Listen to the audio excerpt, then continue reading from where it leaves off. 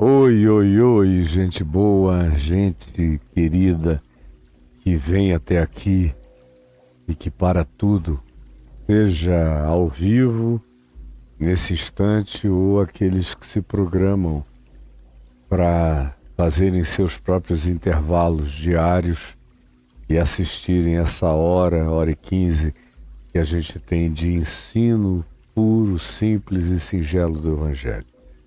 Como vocês sabem, nós já estamos fazendo isso há 2 anos e 4 meses, a sequência de Mateus. E eu dei uma parada no capítulo 20 de Mateus, que é onde estamos.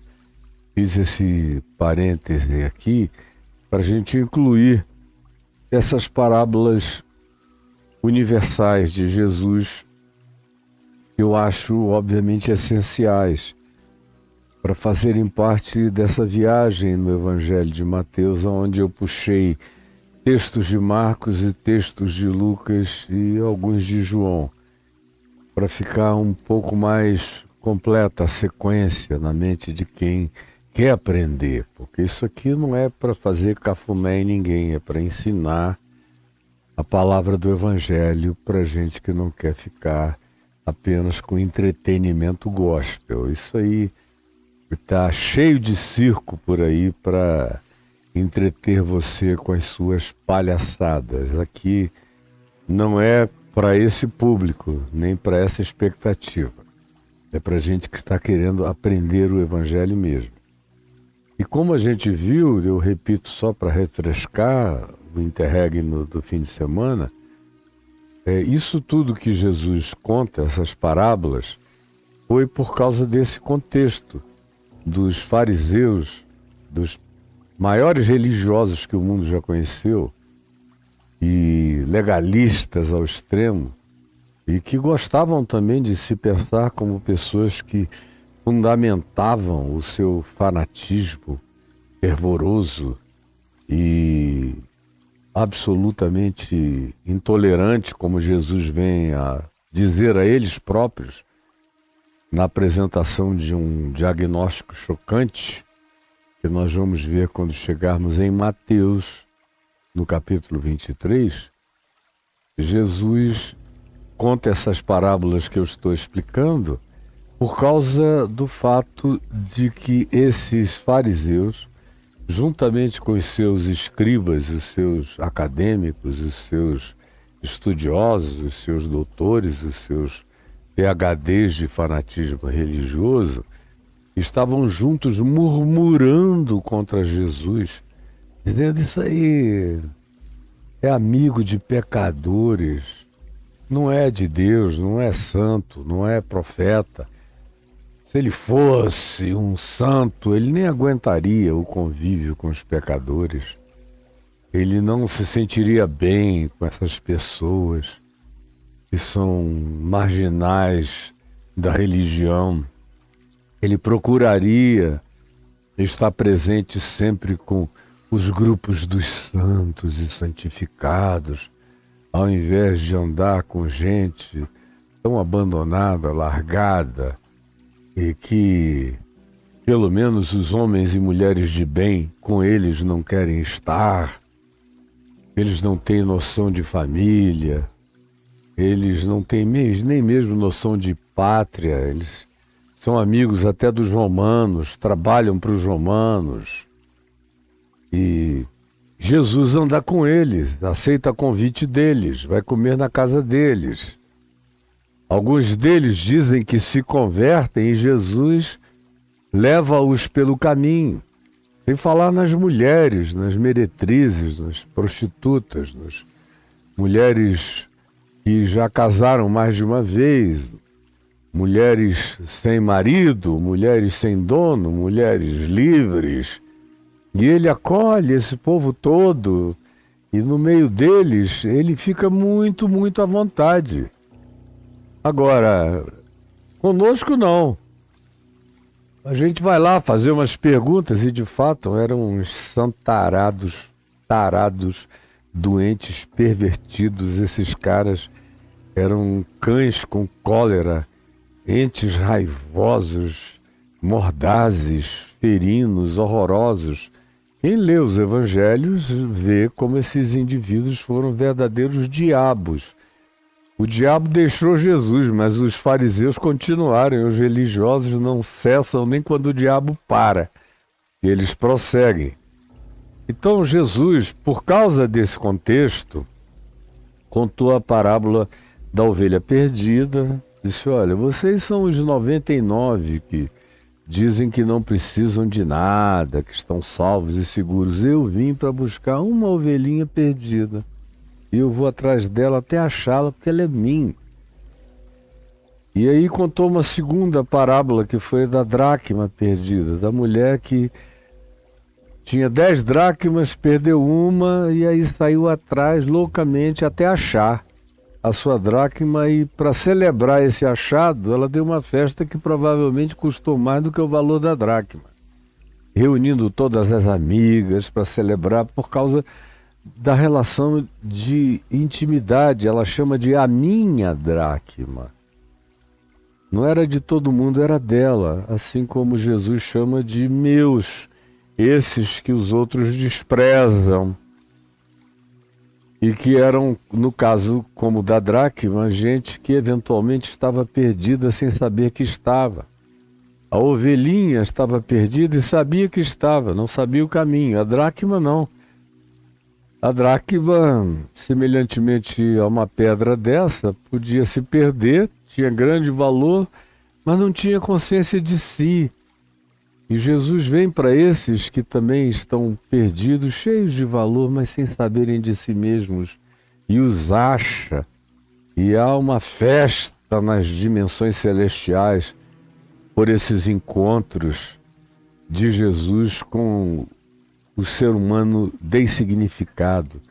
Aí ele entra na história e na parábola chamada universalmente de filho pródigo, que é a história daquele pai que tinha 2 filhos e um deles, o mais jovem, achou que o pai estava demorando demais a morrer e ele queria a herança. A ele, como filho mais novo, tocaria 1/3 da herança do pai. Ao filho mais velho, 2/3 da herança do pai. Aí ele chama o pai e diz, pai, leva a mal não, mas você é muito forte, muito longevo, está demorando a morrer, eu não aguento. Vou ter que esperar você morrer, torcendo todo dia para você morrer, para eu ganhar a minha parte na herança. Você é real, você é um pai, nos criou até aqui, mas nós ficamos adultos, eu fiquei adulto. Eu não preciso mais de você, eu preferia um pai morto agora. Como teologicamente falando e filosoficamente, foi isso que os humanos literalmente disseram. Deus era para o tempo da nossa infância e adolescência. Agora que nós somos adultos, a gente prefere um Deus morto. E aí nem entenderam direito o que Nietzsche estava dizendo quando falou que Deus estava morto, referindo-se, obviamente, à falta total de importância e de significado que a religião adquirira, especialmente para ele, os traumas religiosos de um pai pastor protestante, perdas na família, um Deus de funerais, um Deus de fato morto, como a prática do cristianismo é. E foi apenas a isso que ele se referiu. Mas a grande maioria das mentes acadêmicas da humanidade diz, não, Deus é para a infância, é para a primitividade. Quando você chega à maioridade filosófica e da consciência, você não precisa mais de Deus. E aqui no caso o garoto expressamente diz a seu pai, obrigado pelos serviços até aqui, mas daqui para frente eu sigo com as próprias pernas. E como para eu ter a liberdade de ser o Deus de mim mesmo, de me tornar o meu próprio pai com os meus próprios recursos, com a minha própria autodeterminação, eu preferia que tu me desses a parte da herança ou morresses logo para eu receber o que me toca. E o pai, extremamente triste, todavia lhes lhes repartiu os haveres, repartiu com os dois.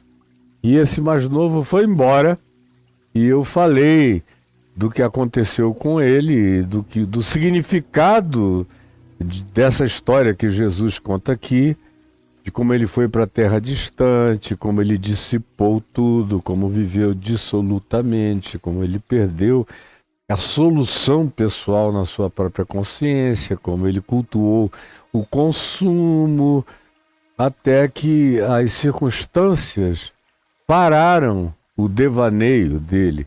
Duas coisas pararam o devaneio dele. Em primeiro lugar, é o fato de que dinheiro acaba, riquezas acabam.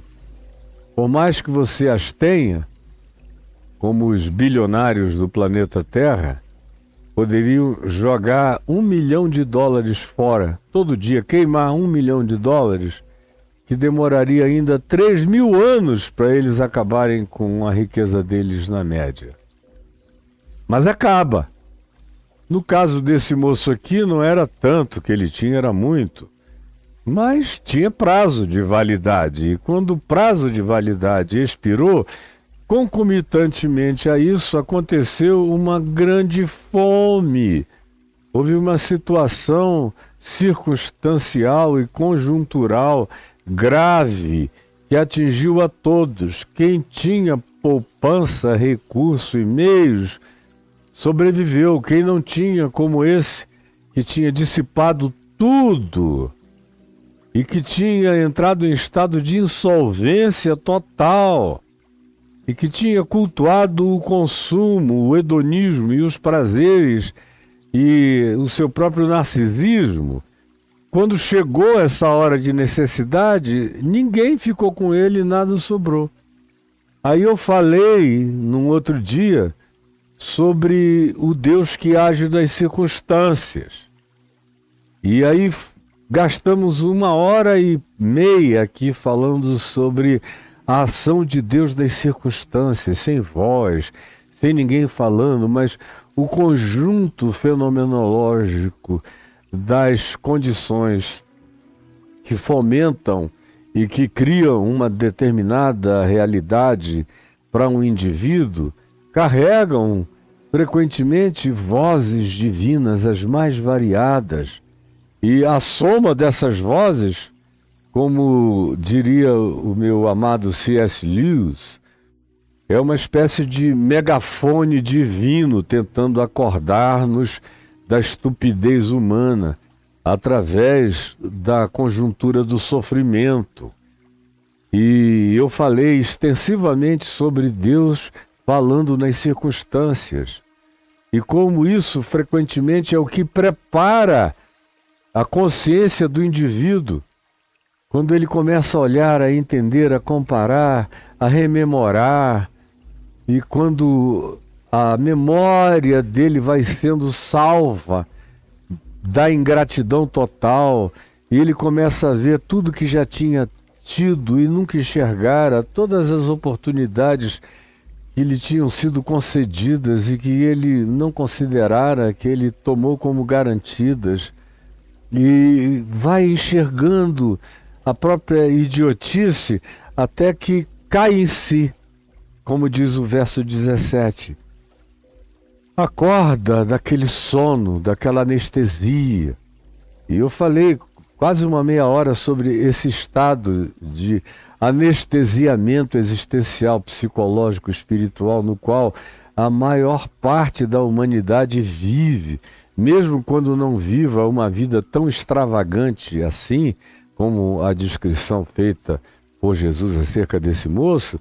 No entanto, até na calmaria da existência, boa parte da calmaria e do desinteresse e da numbness, como se diria em inglês, mas é uma espécie de dormência existencial na qual a maioria das pessoas vivem, é um anestesiamento, é um estado de sonambulismo funcional no qual a maioria vive. Eu falei sobre isso bastante na última vez, que foi quinta passada, e falei também sobre, além disso, surgiu nele uma graça de que a memória não só trouxe à lembrança as coisas boas que ele desprezara e que eram extraordinárias, como mais do que isso, ele foi invadido por uma imaginação profética de graça. Ele lembrou do Pai, como o Pai era. Como o Pai era amor, era graça, era bondade, era justiça. Aí comparou o que ele tinha agora, na sua suposta autonomia, sendo sujeito da sua própria história, de maneira totalmente independente, vivendo sem Deus no mundo, como Paulo diz aos Efésios, e as consequências que ele conseguiu granjear, que foram miséria, fome e uma vida de pocilga, de chiqueiro, de desejo de comer babugem de porcos. Foi o que chegou até ele no final dessa viagem, quando enfim ele começa a acordar e cair em si, fazer um looping existencial, voltar sobre si mesmo, se enxergar, como eu falei e dei várias ilustrações desse enxergar-se, que só acontece quando a gente cai em si. E aí um dos resultados disso é o surgimento dessa imaginação profética da graça, quando o indivíduo começa a conceber a bondade de Deus em seu favor, comparativamente ao que ele já tinha visto acontecer com tanta gente que chegava ao pai dele, e todo mundo era tratado com graça, com acolhimento. Aí ele lembra até do mais distante de todos os funcionários do pai, trabalhando numa fronteira distante da fazenda, mas que todavia comia pão com fartura, não tinha necessidade de nada, recebia a mesma cota de todos. E ele diz: e eu aqui, eu que sou de lá, eu que sou da mesa, eu que tenho acesso, eu que fui amado, eu que fui cuidado, estou aqui. Olha eu aqui, idiota. Até então ele não tinha nem enxergado onde ele estava realmente. E quando a miragem passou e a realidade voltou e o acachapou, aí ele diz: e agora eu aqui. Caiu em si e disse: olha eu aqui. E aí lembra do amor do Pai. E aí essa imaginação profética começa a fazê-lo pensar e crer que talvez haja ainda um lugar de acolhimento para ele na casa do Pai. Se o meu pai é como ele demonstrou ser a vida inteira, na minha observação distraída e até desprezante de quem ele era, se ele é como de fato, coerentemente, ele mostrou-se ser durante todo o tempo da minha idiótica observação, quem sabe ele me recebe ao menos como um dos seus mais baixos e distantes trabalhadores que não tem nem acesso a ele, mas eu quero apenas o pão da casa do meu pai. E eu falei sobre como essa imaginação profética, essa capacidade de se enxergar como objeto ainda do amor de Deus, é pura graça do Espírito Santo trabalhando na nossa interioridade, tanto quanto as circunstâncias tinham sido. Esse processo agora de olhar-se, de enxergar-se e depois de projetar-se dentro da câmara do amor e do acolhimento divino e ver-se como eventual parte daquele acolhimento, é algo que tem completa e intrínseca e visceralmente tudo a ver com esse processo de restauração da consciência e do ser em relação a voltar para Deus, o que é extremamente mais difícil do que no caso de uma ovelhinha que se perdeu, mas que não se perdeu de propósito. E Jesus contou essa parábola, foi lá, pegou e levou. Ou uma dracma que tinha um grande valor, se perdeu, mas não sabia nem de si, não tinha consciência própria, foi achada e objeto de um amor que a celebrava.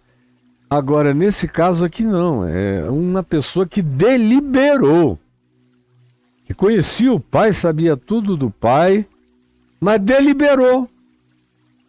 É como aquelas pessoas que deliberaram em relação a Deus, por razões as mais variadas.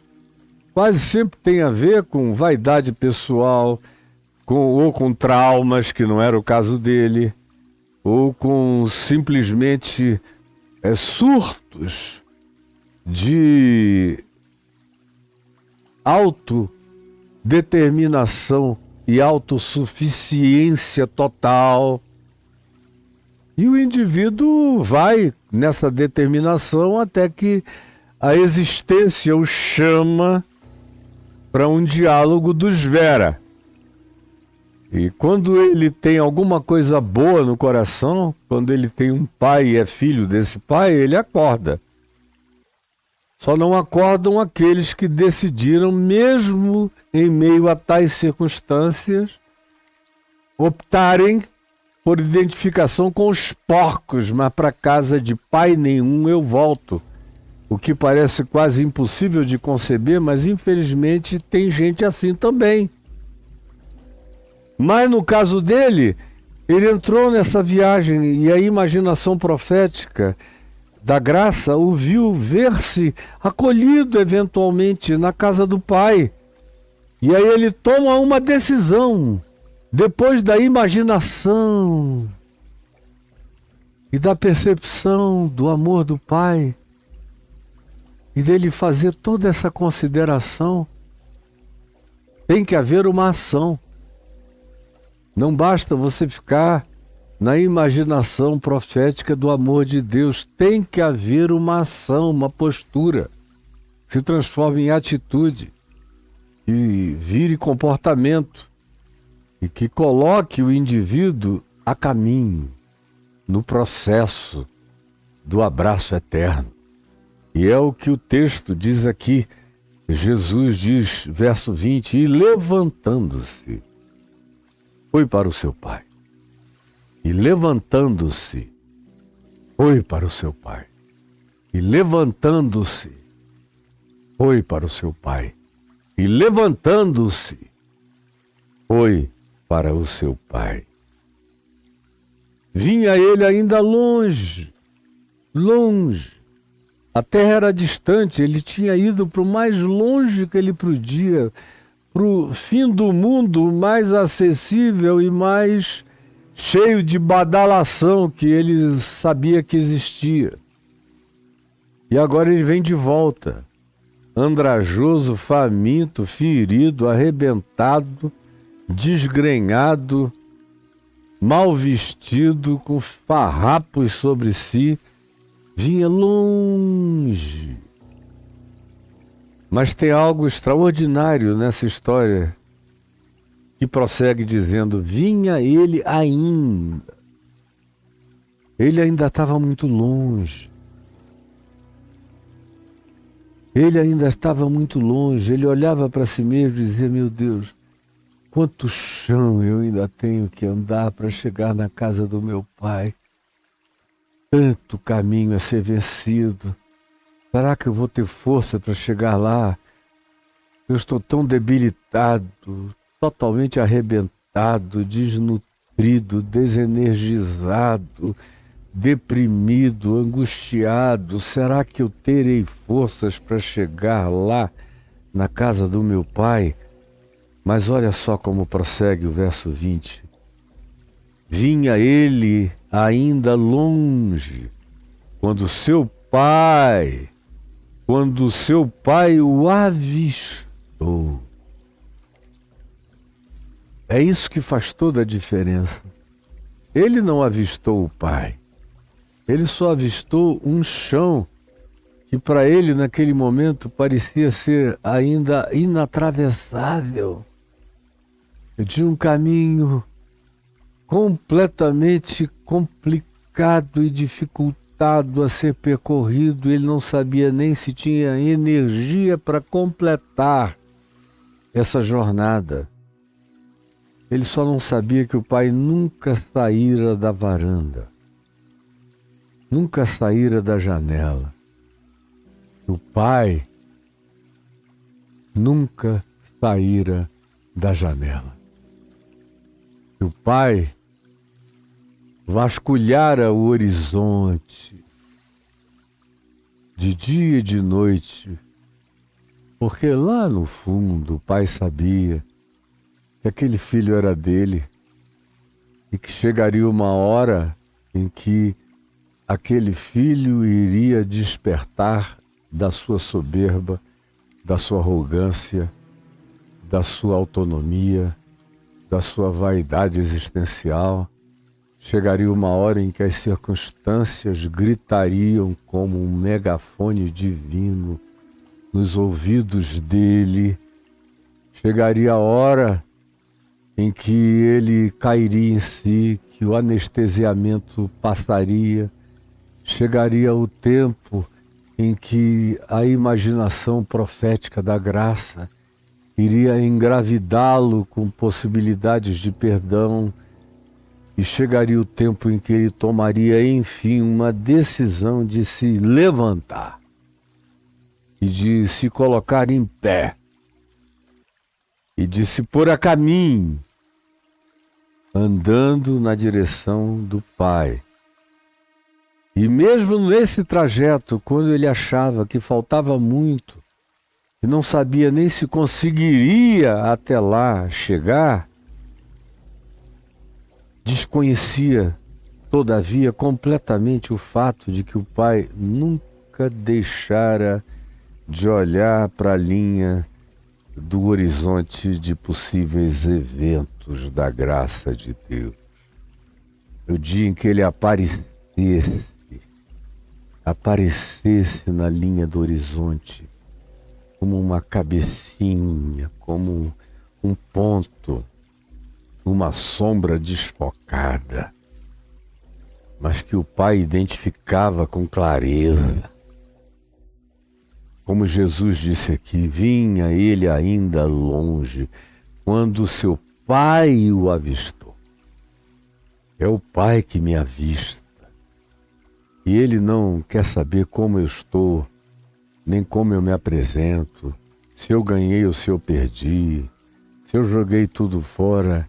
Ele sabe que de um modo ou de outro, com aquela atitude que eu tinha, eu estava saindo para me arrebentar na vida. Mas livre-arbítrio é livre-arbítrio. E ele deixa você ir. Ele não fica amarrando, algemando, prendendo, contingenciando, sabotando. Não. Você é livre para ir, meu filho. Aqui o que é teu, vai. E deixa a porta aberta, sem falar nada. E quando esse menino vem, olhando para o chão, sem enxergar horizonte nenhum, só mais um passo, outro passo, num caminho que parecia que não terminaria jamais, ele todavia o avistou. E compadecido, ai meu Deus, meu filho querido, amado, como é difícil se adquirir uma consciência, meu filho. Olha só que preço de estupidez você teve que pagar para acordar. Tem gente que precisa ser levada aos limites da idiotice para acordarem os que acordam. Infelizmente, como eu já disse, tem gente que não acorda nunca desse sonambulismo e dessa insensibilidade. Comem comida de porcos e depois de um tempo se sentem porcos e passam a ser um deles. Mas esse moço tinha uma natureza que ele conhecia. Ele tinha a certeza de um pai que ele abandonara, mas que agora ele já não esquecera. O pai voltara com força para as memórias dele.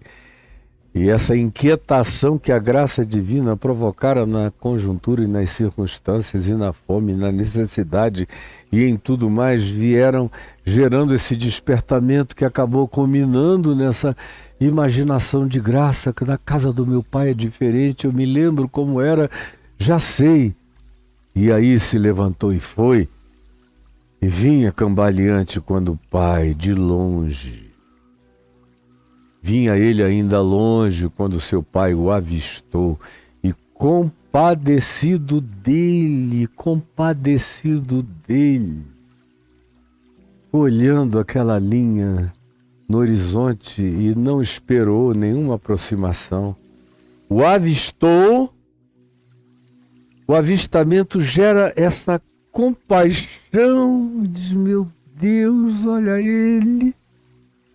E aí isso bota um movimento na atitude do pai, correndo. Avistou-se, compadeceu e correu.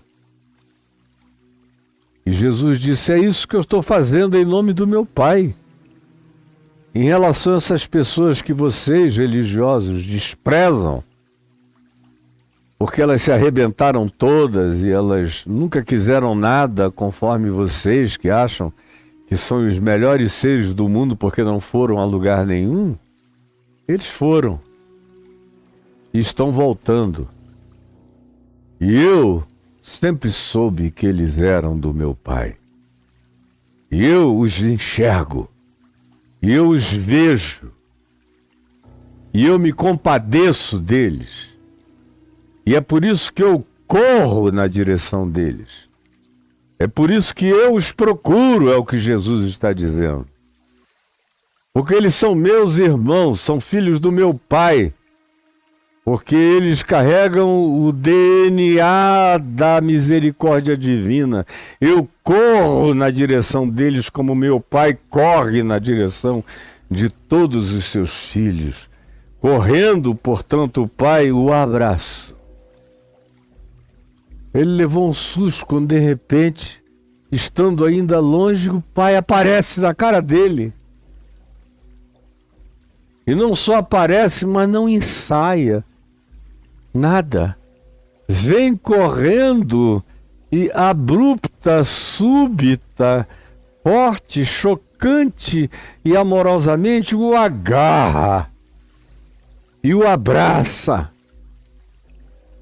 e o beija. O beija.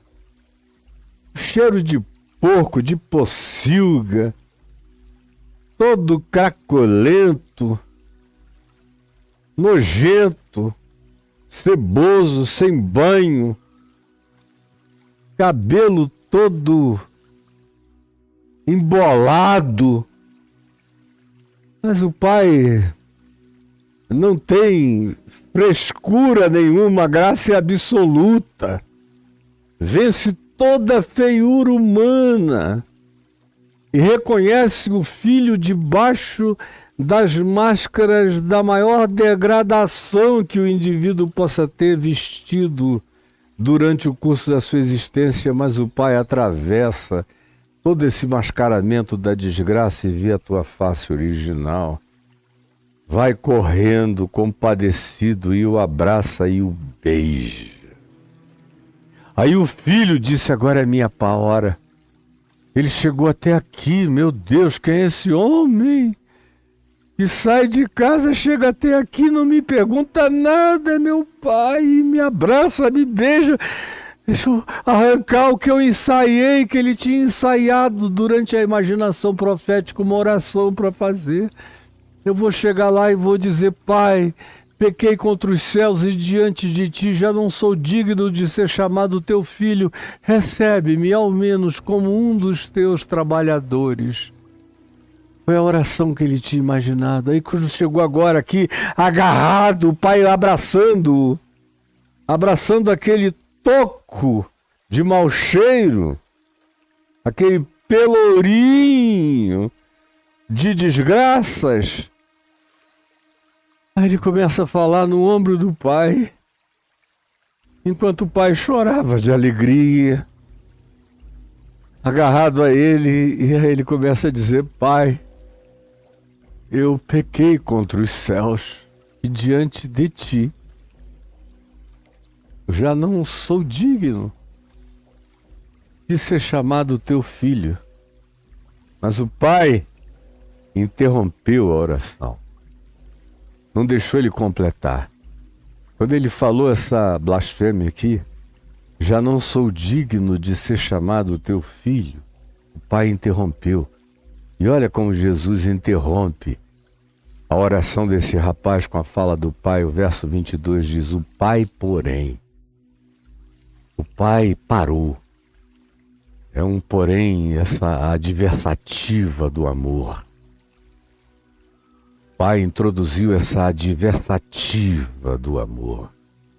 Interrompeu a oração que ia concluir com o máximo que ele podia conceber, que era: recebe-me ao menos como um dos teus trabalhadores. O pai, porém, para com isso.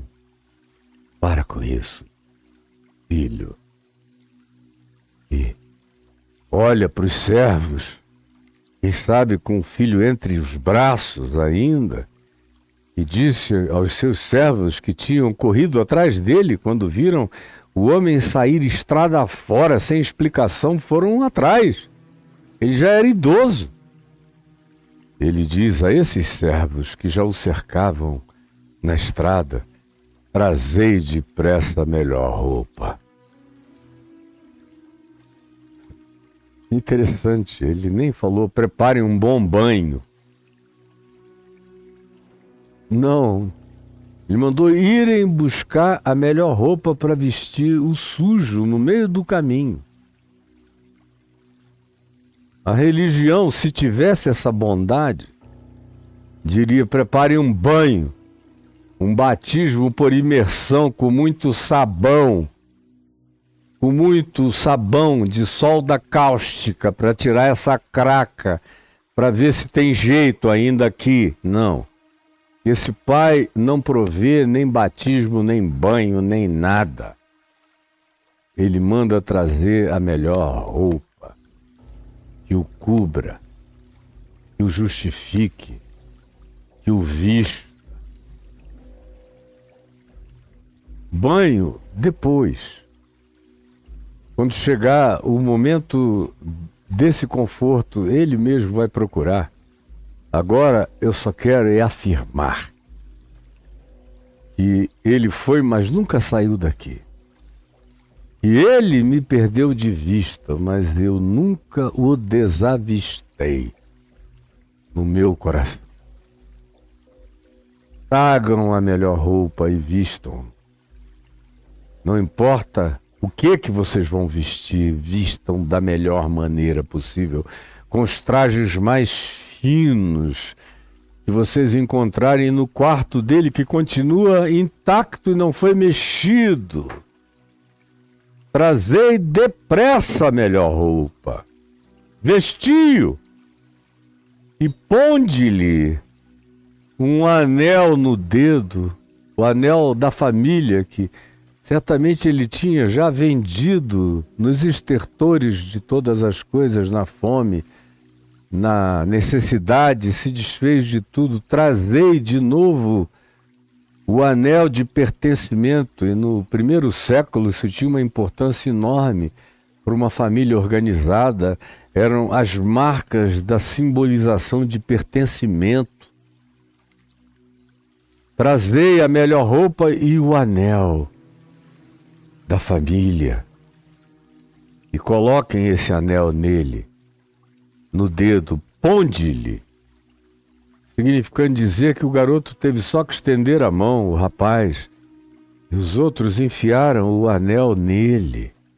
Ponde-lhe o anel no dedo, e tragam também sandálias, porque ele está todo arrebentado, com os pés feridos, sangrando, cascudo. Tragam sandálias, conforto para o resto da caminhada.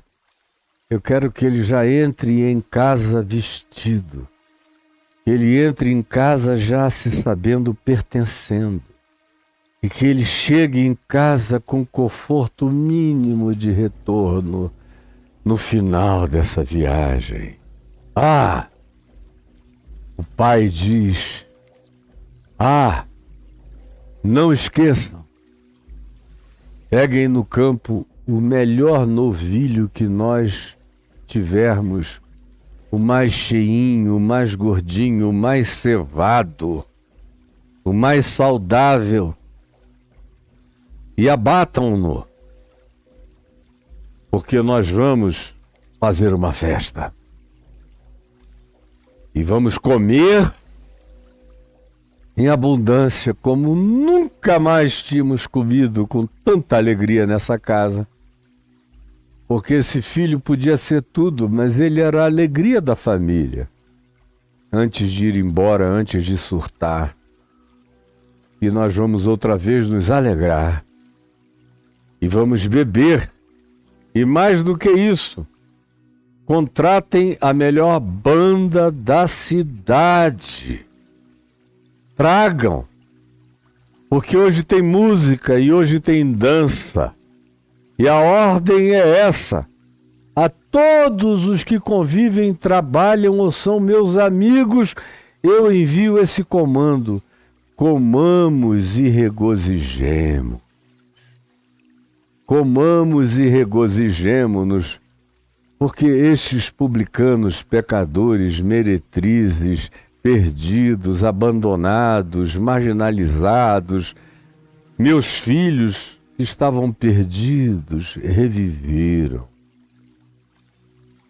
Na pessoa deste filho que voltou, comamos e regozijemo-nos, porque este meu filho, que nunca deixou nem deixará de ser meu, nem de ser filho, estava morto para ele mesmo, mas nunca esteve morto para mim. Eu nunca abri sepultura para ele. Eu nunca disse que o quarto dele ficaria vazio eternamente. Não, ele tem morada na minha morada. Ele estava morto para si próprio, porque ele me matou dentro dele mesmo e morreu. Quando a gente mata Deus dentro de nós mesmos, quem morre somos nós. Quando eu mato Deus em mim, quem morre sou eu. Quando eu mato Deus em mim, quem morre sou eu. Quando eu mato Deus em mim, quem morre sou eu. Quando eu mato Deus em mim, quem morre sou eu. Portanto, comamos e regozijamo-nos, porque este meu filho estava morto em si mesmo e reviveu. Estava perdido, andando por conta própria, mas foi achado pela graça, que o trouxe com cordas invisíveis do meu amor, com laços de ternura, foi sendo puxado de volta, atraído para esse ninho que não despreza nenhum dos filhos. Então todos começaram a regozijar. Quando Jesus, contando essa parábola, diz: então todos começaram a regozijar-se, ele está denunciando esses fariseus e os seus eruditos e acadêmicos e teólogos santarados, puritanos, que murmuravam contra Jesus, o seu amor, seu abraço aos pecadores, aos pródigos, aos publicanos, às meretrizes, aos infelizes, aos leprosos, aos que não se tocavam, aos que se deveria manter distantes e se proibir de sequer entrar na cidade, quanto mais no lugar de culto, quanto mais na nossa casa. E Jesus era que os procurava e tinha prazer neles. E agora ele diz aqui: então, obedecendo o comando, o chamado do Pai, começaram todos a regozijarem-se. Diferentemente do que estava acontecendo na vida real. aonde os publicanos, os pecadores, as ovelhas perdidas, as dracmas perdidas, os filhos pródigos estavam abraçados, achados, acolhidos, celebrados, sendo objeto de regozijo divino, de alegria nos céus e entre os anjos e os seres multidimensionais. Exceto vocês. Exceto vocês. Vocês não conseguem se alegrar com as alegrias de Deus. E agora eu estou falando é com você, que não consegue se alegrar com as alegrias de Deus. Hoje eu estava vendo um travesti que quase morreu espancado no apartamento dele por um rapaz que por pouco não o matou. E aí o comentário que veio por parte dos analistas sociais foi a apresentação das estatísticas de como essas pessoas que se sentem superiores ou de bem, ou porque não praticam isso, têm o direito de impor violências, tanto físicas quanto, obviamente, as violências sociais, do distanciamento, do rechaçamento, da rejeição, do abandono, tudo isso. E me lembrando que era acerca disso que eu viria falar hoje. E contra esse espírito, contra o seu espírito, se o seu espírito é esse, seu religioso, fariseu, que não consegue fazer parte da alegria de Deus. Eu, por exemplo, só quero ter alegrias que sejam alegrias de Deus. Foi uma decisão que eu tomei quando eu era muito jovem, depois de ter, como um filho pródigo, buscado todos os tipos de alegria que você talvez não consiga nem imaginar. Mas eu já andei por lá. E fiquei tão vazio, com tanta fome, e me emporcalhei tanto, que eu quis tirar a vida e morrer. Mas o meu pai veio, compadecido, me abraçou e me beijou. Não me batizou, não mandou me dar um banho, nem fazer uma asepsia, não conversou sobre nenhum assunto culposo, não deixou que eu ficasse falando da minha própria culpa e idiotice. Isso tá bom, o que você já sabe sobre você mesmo, já sabe. Aqui não. Aqui você já chega vestido, justificado pela graça, pela justiça que eu imputo a você. Aqui você chega pertencendo como filho. E não tem prazo e não tem tempo para reinstauração, nem para restauração. É instantâneo, é perdão e pronto. E é alegria, e é fartura, e é graça, e é um dia especial, e é comemoração, e é celebração, e é festa. É dia de bom vinho, é dia de boa comida, e é dia de boa música. Porque o meu coração está alegre, diz o Pai. O Pai está alegre, comamos e bebamos, porque este meu filho estava morto e reviveu, estava perdido e foi achado. Essas são as razões da alegria do coração do Pai.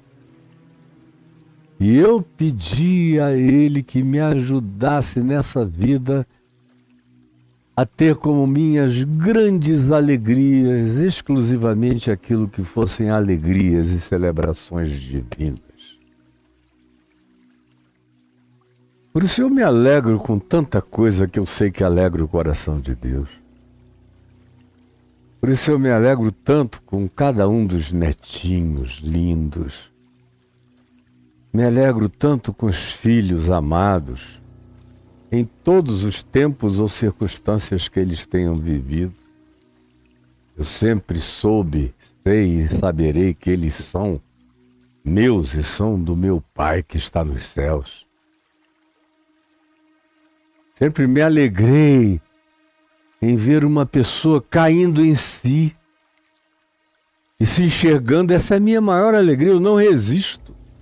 Eu posso estar arrebentado, mas quando eu vejo alguém caindo em si, eu me renovo na mesma hora e eu fico forte, eu fico intenso. Eu quero celebrar a alegria de Deus. Eu não me alegro com 10 dracmas ou 9 dracmas como sinal de riqueza, eu não estou nem aí. Como com igreja grande, de gente santarada que diz: nós somos os eleitos de Deus desse mundo. E por isso somos os grandes e únicos abençoados na face da terra. Quem não for como nós já está perdido e é do inferno. Esse pessoal me dá pavor. Eu quero a distância dessa gente que faz mal, que corrompe o espírito humano. Eu os atendo, porque eles me procuram quando me procuram. Eu os atendo com todo respeito e amor. Mas eles não são a minha opção de alegria na vida, jamais serão, porque eles quase me matam de tristeza na expressão da arrogância soberba e supremacista deles. Como em geral todos os demais fanáticos religiosos, ou todos os que carreguem algum tipo de supremacismo ideológico, político, de qualquer natureza, que os faça sentirem-se superiores aos demais seres humanos. Eu só quero manter no meu coração as alegrias do coração do Pai. Essas são as alegrias que não destroem, que não fazem mal, que revitalizam a vida, o ser, a mente, que aumentam a inteligência, a rapidez da conclusão. São essas alegrias que emulam as memórias mais gratas do coração, as memórias mais viscerais dos meus neurosensites aqui do coração, dos meus neurônios de sensibilidade emocional e de memória bruta da existência mais real, guardadas aqui dentro do meu coração físico e muito mais profundamente no meu coração mental, psicológico, espiritual, emocional, de vínculos eternos com a gratidão. Ele estava morto e reviveu, e essa é a razão da alegria. Estava perdido e foi achado, e começaram a regozijar-se. E você quer fazer parte dessa alegria? Os religiosos não conseguem, a menos que o cara corte o cabelo, troque de roupas e bote um uniforme religioso, conforme a denominação, a igreja ou a religião dele. Pegue ou algum rosário, ou bote alguma cruz, ou agarre algum objeto sagrado para dizer: foi isso aqui, foi essa oferta que eu dei no gasofilácio que fez Deus se interessar por mim. Não, jamais. Eu não fiz nada, eu não tenho nada. Ele é que me ama porque Ele é quem Ele é. E Ele é fiel a si mesmo. Ele jurou e não se arrependerá, que não me deixará jamais. E que meu nome está gravado nas palmas da sua mão. E começaram a regozijar-se, mas eu dizia: o religioso não sabe entrar nessa festa. Guarde isso. Eu vou parar hoje aqui só dizendo isso para continuar amanhã. O religioso não sabe entrar na festa da graça. Guarde isso. O religioso não sabe entrar na festa da graça. Não sabe se alegrar com aquele que é o irmão que foi embora para uma terra distante, que caiu em dissolução, que dissipou tudo, que se arrebentou, mas que enfim caiu em si, que desenvolveu uma imaginação profética do acolhimento da graça e tomou a decisão de voltar e foi surpreendido porque o pai correu no meio do caminho e o acolheu e o abraçou e o vestiu e deu a ele o código de pertencimento, um anel no dedo, deu conforto para voltar o resto do caminho para casa, mandou matar um novilho cevado e contratou a melhor banda da cidade e disse: alegrem-se e regozijem-se comigo, porque este meu filho que estava morto reviveu, que estava perdido foi achado. E começaram todos a regozijarem-se. Porém, há um filho que não entra na festa. É o filho religioso dessa família que fica com ódio do amor e da graça de Deus. Os religiosos não sabem entrar na festa das celebrações de Jesus, pelas ovelhinhas perdidas que foram achadas, pelas dracmas perdidas que foram encontradas, pelos filhos que se distanciaram para sempre, mas que caíram em si, e o pai correu para acolhê-los e abraçá-los. Os religiosos acabam ficando com raiva desse Cristo, desse Jesus, desse Evangelho e dessa palavra, e não entram nessa festa. Jesus, eu quero pedir que alguém tenha entendido, que alguém tenha entendido, que alguns tenham entendido e por tua misericórdia que muitos tenham entendido. Agora, pelo tirar do véu, pela revelação do Espírito Santo, que muitos tenham entendido, em nome de Jesus. Amém. Amém e amém.